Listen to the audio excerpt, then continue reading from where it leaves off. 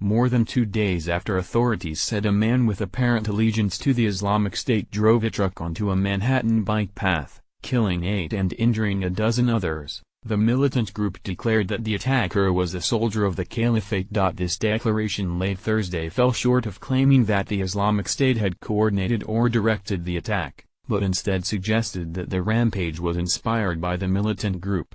Law enforcement officials in the United States had said previously the suspect appeared to be guided by Islamic State ideology. Federal authorities charged Saifullah Saipov, a 29-year-old Uzbek immigrant, with carrying out the attack Tuesday, saying that it appears he was radicalized online sometime after coming to the United States in 2010. They say he chose Halloween to inflict maximum carnage, and he could potentially face the death penalty. Investigators probe New York attack suspect's communications while Trump calls for death penalty, while investigators continue to probe whether he had any communications or direction from any Islamic State officials. That does not appear to be the case so far, law enforcement officials said.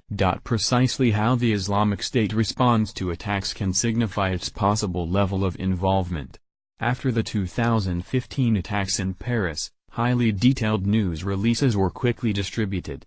But, in other cases, claims of attackers as soldiers will follow only after media reports emerge publicly showing that suspect or suspects had declared their allegiance to the group.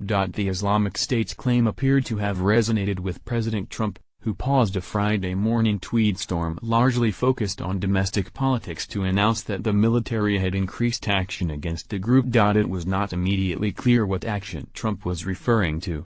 It was also unclear how the Islamic State's claim on Thursday could have had any bearing on military action over the previous 2 days or whether a response was already underway after the attack. After the attack Tuesday, authorities quickly turned to terrorism as a motive and said the driver had written notes referencing the Islamic State. In the criminal complaint filed in federal court, the FBI said Saipov had reams of Islamic State propaganda on his cell phones.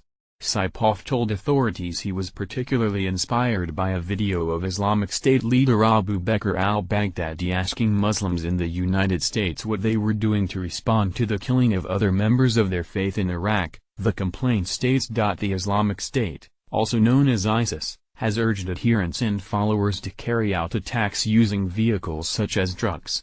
As the group has suffered repeated losses on the battlefield and seen its self-declared caliphate shrink, terrorism by vehicle has become an attack of choice for supporters across the world.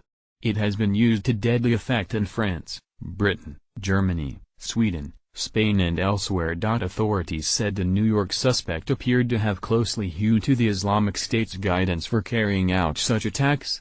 John Miller, the Deputy Commissioner of Intelligence and Counterterrorism at the New York City Police Department, said Saipov appears to have followed almost exactly to a T the instructions that ISIS has put out in its social media channels. Among other things, Miller said, that included the notes Saipov left behind declaring his allegiance.